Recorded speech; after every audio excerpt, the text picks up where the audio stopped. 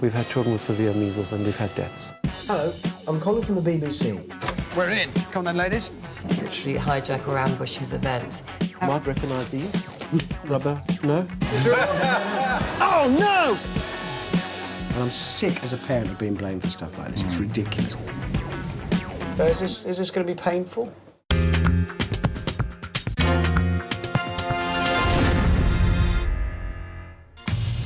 The take-up of MMR vaccine is low and falling. Major outbreak of measles. The confidence in MMR. Outbreak of mumps. Vaccinations fall. Obviously, I've seen all the reports and read the headlines about the measles and mumps outbreaks and the concerns over MMR. Actually, I know quite a bit about the subject because as a father myself, I've now got to make a decision about my youngest daughter, Willow. But I'm not just worried about it for her, I'm worried about it for me, because these outbreaks, why did they start? Whose fault are they? And are they really as bad as the media is making out?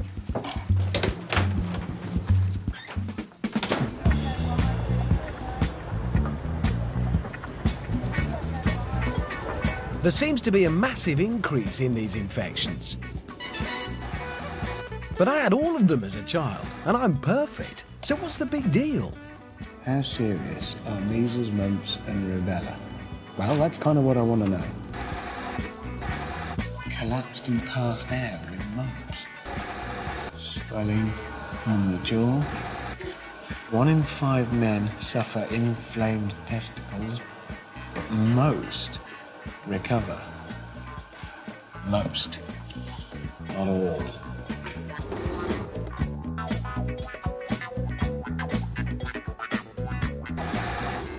Complications, ear infection, pneumonia, convulsions, deaths. I'm amazed. Death. As scary as all that is, if there's one thing I've learned, it's not to rely completely on news stories. So, I'd better talk to someone who knows exactly what's going on. I've made contact with the Institute of Child Health, part of Great Ormond Street Hospital, because they're experts on childhood diseases like measles and mumps. I've got an appointment to see Professor Goldblatt. Do you know where he might be? Yeah, I'll let you through. Have you been there before? No, is it a long way? It's a long way, yeah.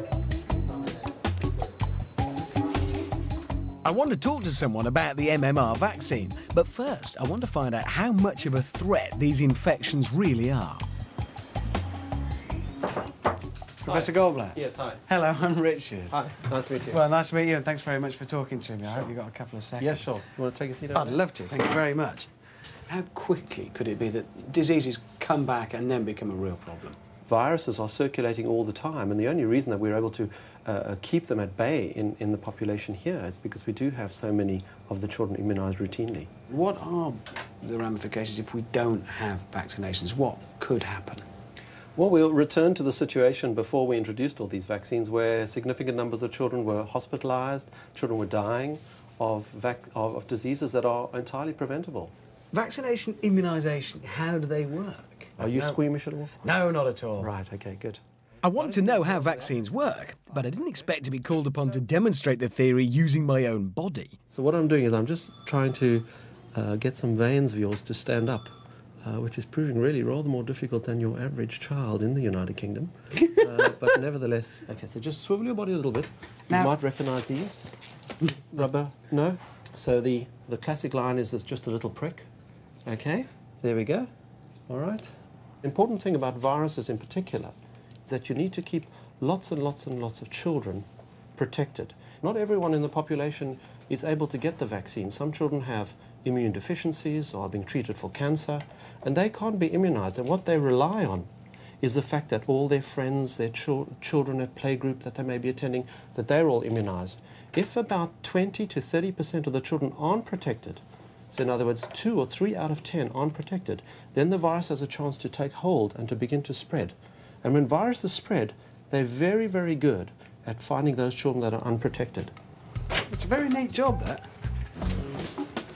Right, I'm here for my injection. So he's taken my blood, and now it looks like I'm going to get a jab. The one we're using is actually against meningitis, a pretty ordinary vaccination, and it might even be useful if I go anywhere exotic on holiday. Is this going to be painful? We gave you the small needle for obvious reasons. Thank you. Ah, very good. Hey, that was brilliant. All done. I really didn't feel that at all.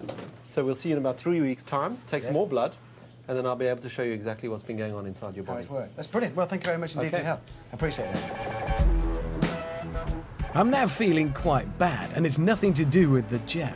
If, as Professor Goldblatt said, the reason we have outbreaks like measles is because people aren't immunising, then I might be more responsible than I thought.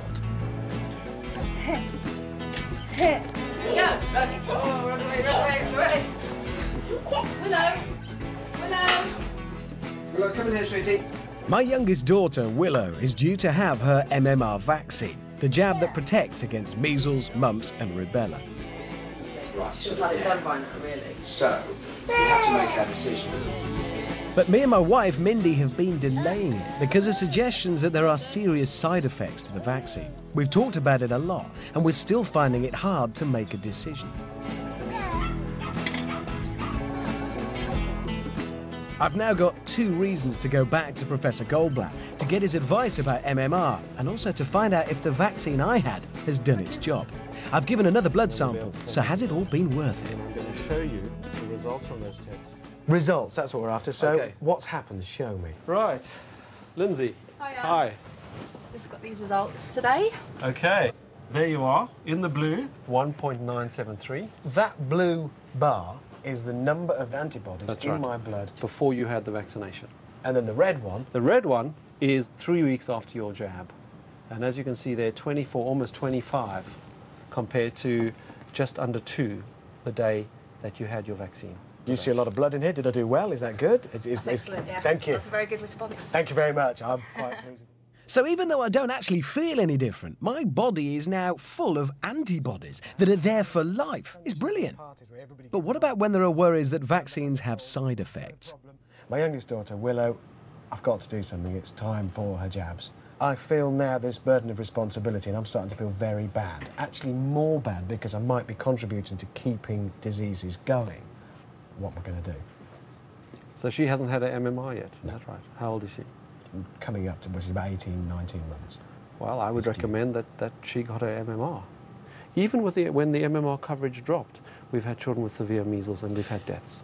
Then what's my responsibility? There is no doubt about the MMR being safe. There is absolutely no doubt about that. All the information that we've had in the press was publicity about a study which, up to now, people cannot replicate. People have done many, many studies now. All of them have shown that the MMR is not associated with any of these complications that it was alleged to be associated with. Professor Goldblatt supports what the government has been telling us all along. The trouble is, I can't get those worrying reports and headlines out of my mind, and I'm obviously not the only one. When your own kids are involved, it's all very scary. Even now, after talking to Professor Goldblatt, who's one of the most reassuring men I've ever met in my life, I'm still not quite sure I know what to do. I'm going to try to cut out the emotion from our decision-making and go back to the facts. I want you to know I'm not enjoying this. I like to be out meeting people who give me answers to things, especially when it's scientific, but I've had to just dig in and do it myself. What I'm trying to do is understand the confusion we now have about MMR, how it came about. So, this is my potted, simplified history of MMR to date. Bear with me. 98, that's when the story starts. The Lancet, well-respected medical journal, published a report from a Dr. Wakefield and 12 other scientists claiming that there is a link between MMR and autism and a bowel disorder as well, actually. That's where it started. Now, the moment you say autism, well, the media went berserk. MMR linked with autism, everybody. Not just the tabloids, all the newspapers went crazy on this story. It was massive. That was the start of the scare, almost straight away. A report, these two, both from the Medical Research Council, saying no link between vaccine and autism, convinced on safety of MMR. So, you've got 2 camps established, for and against, almost straight away, and the confusion starts. Rates now of vaccination in children are starting to drop off, which is a worrying sign. Then it gets even hotter because Wakefield is back in the papers. He's backing up what he initially said. Immediately there are counterclaims to knock that one down. Then, suddenly, The Lancet publish a retraction from 10 of the scientists who actually were involved in Dr. Wakefield's initial report in The Lancet. They retract their involvement with that. And then the Japanese publish a report saying no link between MMR and autism. So you would think, that's it. It's over. Let the dust settle, business as usual. Except I'm still left in this tray, my anti-MMR tray, with this anecdotal evidence, not scientific, anecdotal evidence, from parents claiming MMR caused autism in their children. So there's still worry, there's still confusion. After all of that, I'm still left here on my own with nothing to turn to make my own decision about what to do with my child. The problem is that even the anecdotal evidence isn't simple. It turns out that the age at which the MMR jab should be given coincides with the period that most autism is detected. But on the other hand, some parents say that their child changed within 48 hours of having the vaccine. I think my problem is that I can't believe there's so much commotion and controversy over the jab if there's no actual science to prove it's unsafe. Hello, can I talk to somebody about MMR? Right, so you can't really help with that then. Hello, I'm calling from the BBC. I'm trying to find someone with scientific evidence that the MMR jab is unsafe. I'm making a program and I'm trying to find out whether there's any scientific evidence. Yeah, I wanted to know if you've got anybody who can help. There isn't. Okay, thank you. No, I understand, thanks. Bye-bye. All I'm trying to do is find somebody with scientific evidence that the MMR jab is unsafe. Now, Dr. Wakefield, the guy who started it all with his report in 1998, is now in the States, so I need to find somebody else. And you would think, given the amount of fuss and furore about MMR, that it would be easy, there'd be loads of it. But no, it's a lot harder than you think. All these people, health organisations, hospitals, doctors, professors, clinicians, virologists, all of them, nothing at all. So, I think maybe what I need is a more aggressive approach.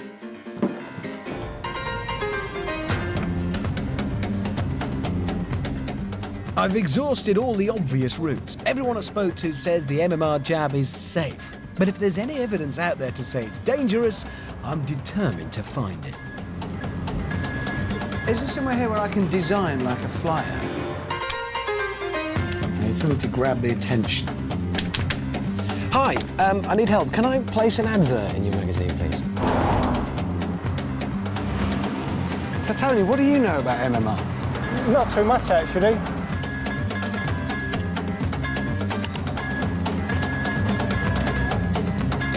Can I give you a leaflet about MMR? Do you know anything about MMR?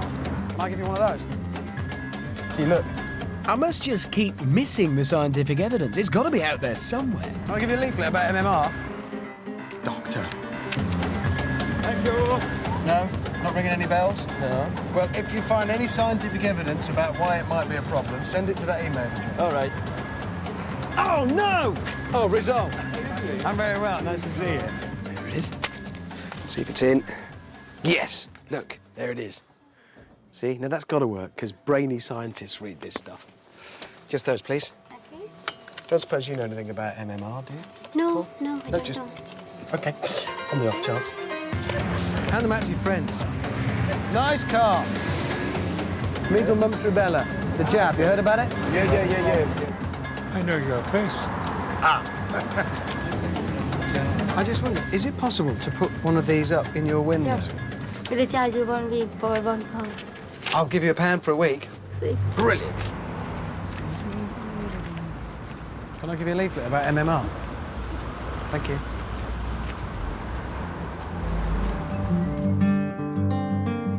I've been round the country, placed adverts, put up billboards and given out flyers, and I've received loads of responses. Lots of people say that they feel there should be more research into the vaccine, but none can provide the hard, clear, scientific evidence that the MMR jab is dangerous. It seems an open and shut case.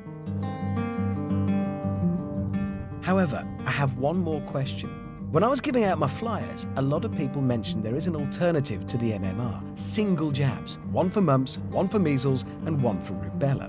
There seems to be a lot of confusion about them, so I'm going to find someone who can explain it all to me.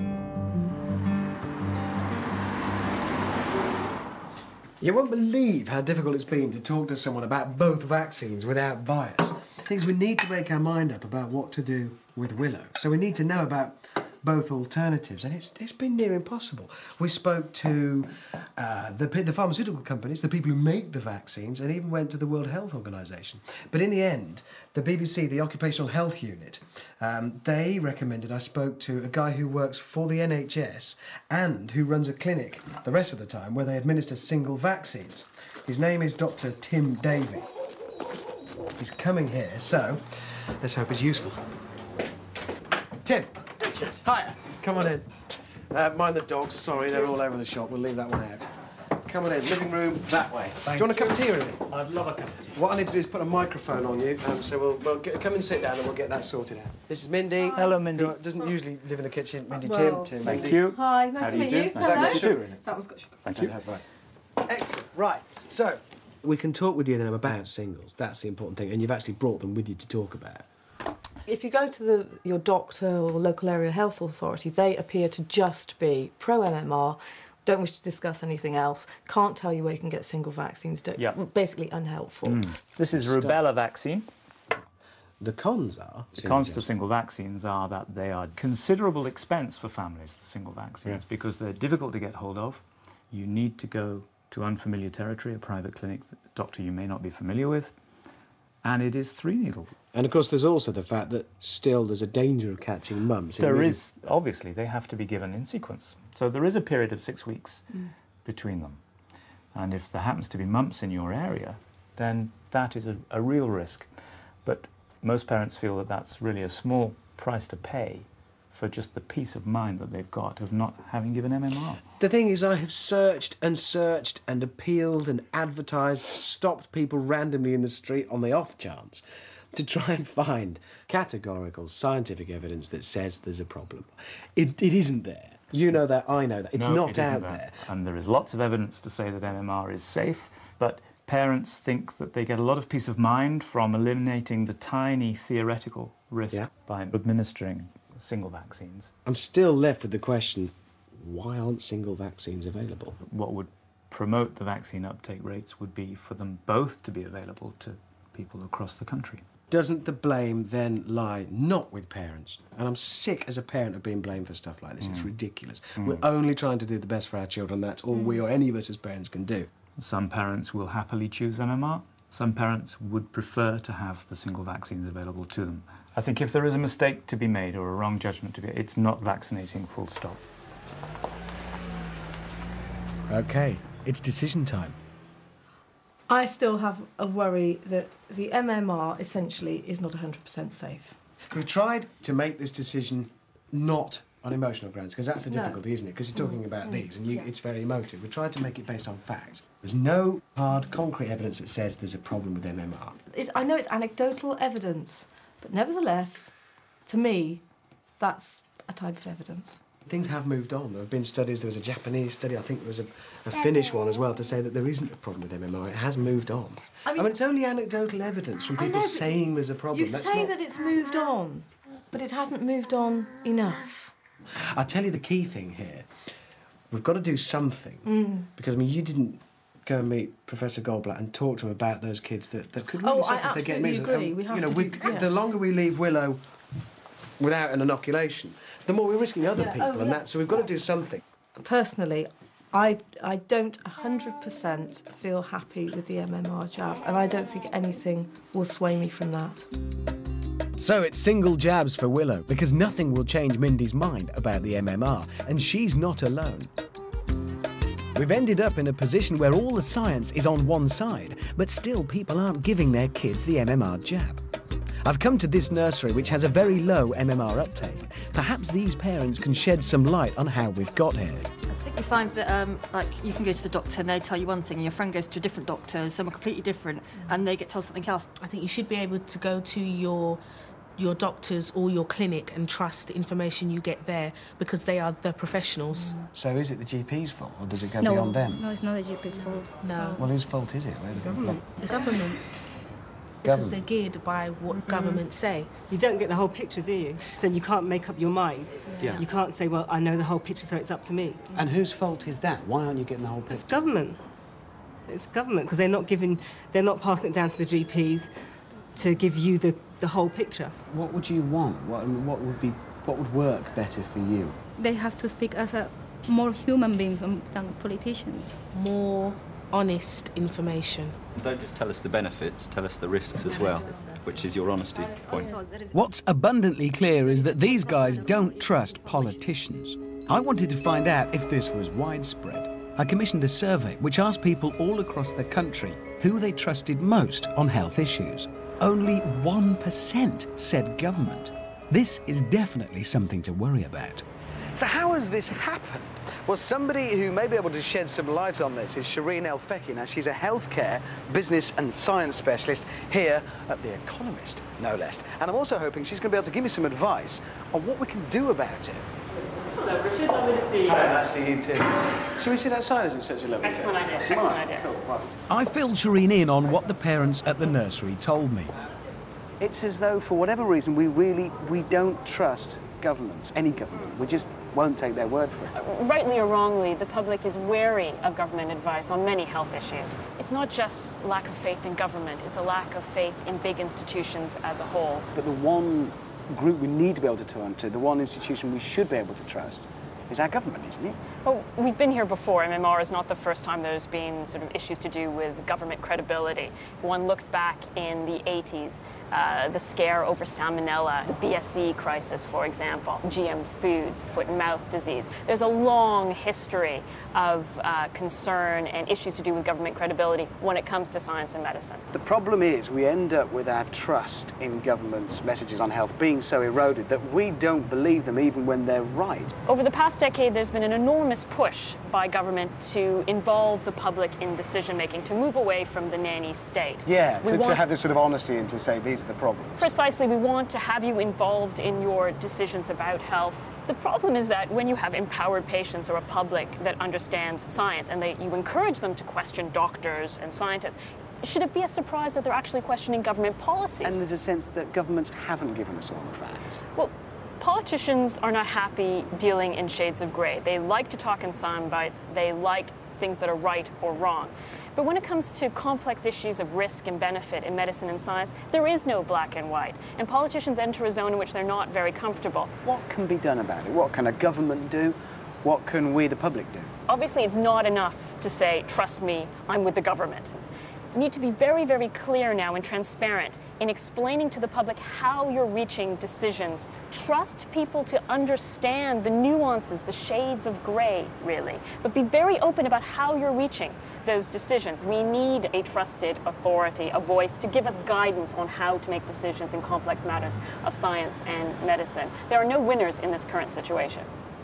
So it's official. Our trust in governments has been devalued over the years. Hence, we end up with the situation we've got now.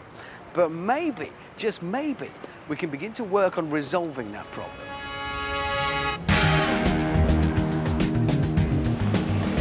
I think it's this one up here.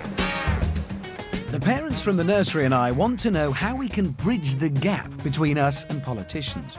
We're always being bombarded with their views and information. Maybe it's time to turn the tables. Right. But how can we make that work? We're in. Come on then, ladies. I found a communications company called Cunning, who specialise in, well, communicating. Perhaps they've got some ideas. In here, team. Hi, I'm Richard, and we've come to talk about our idea. Thank you for seeing us. Hi. Now, I've got to warn you, we bring sort of, you know, enthusiasm, but not a lot of ideas at the moment. We've just got a general feeling. Good, right. Excellent. So we all gather round. It's almost sort of anchoring yourself to the cause. Yeah. It's almost like creating a manifesto. Yes. Well, yeah, it is. Yeah. I love the idea of a manifesto. That really works. Here we're targeting the House of Commons and its occupants. Yeah, and we should at this point say, of course, that this isn't party-specific in any way.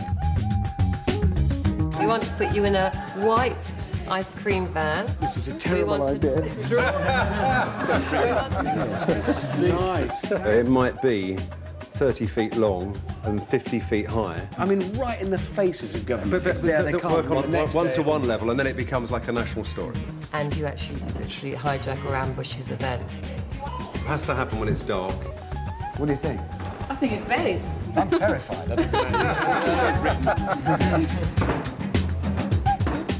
Cunning have great ideas about how to help us communicate with government, so we need to find out what the people want to say.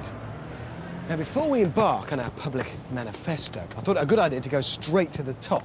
So, we rang the government and asked to speak to the Prime Minister about it. He said no, 4 times, actually. But never mind, we're carrying on. And while my mums from the nursery, remember, are going out talking to people, I thought it a good idea to find a way of contacting as many people as possible and finding out what they think, what their views are on this. So, a survey seems like the way to do it, and I've found a company that will do this. Well, questions would need to be agreed by Friday, 10 o'clock. Yeah. And your results would be with you Monday lunchtime. Because I want to ask them this question. What does a government have to do in order for you to trust them about health-related issues? I think government needs to be more honest. Cut down the waiting time for a start. The team is out nationwide, pinning down what parents want to say to the decision makers. Maybe not make sort of ridiculous promises that it's hard to believe will be fulfilled. Yeah. Just the truth. It's the best. You're not just talking. Age, gender, class and region. Any government. We want honesty. We want clean hospitals. We want... Hello. Hi, Richard. It's Katina. Hello, Katina. I'm here at Question Time in Grimsby. Fantastic. Give it your best shot. I will do. Bring back as much as possible, because we need every single comment from every person we can. Okay. Take care. Bye. Bye-bye.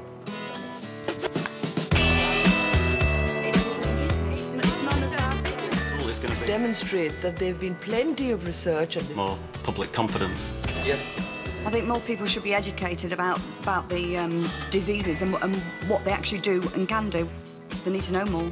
It's only confidence if there was more research into it.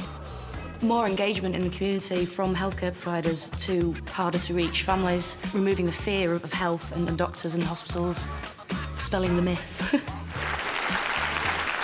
We know what the message is. All we need now is to deliver it.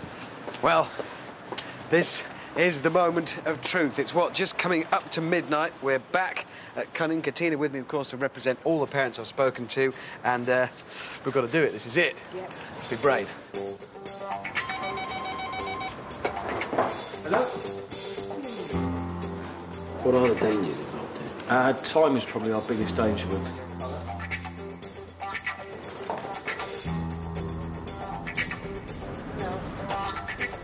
How much of this do we need?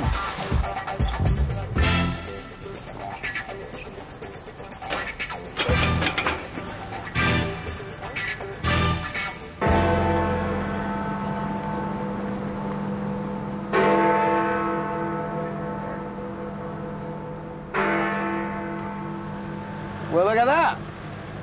You've done it. What do you think? I've come a long way. Come a long way just to get this up and people noticing what's going on. But look what you've done on there. That must feel quite remarkable. It does. They've got to take notice now. Well, it's over to them.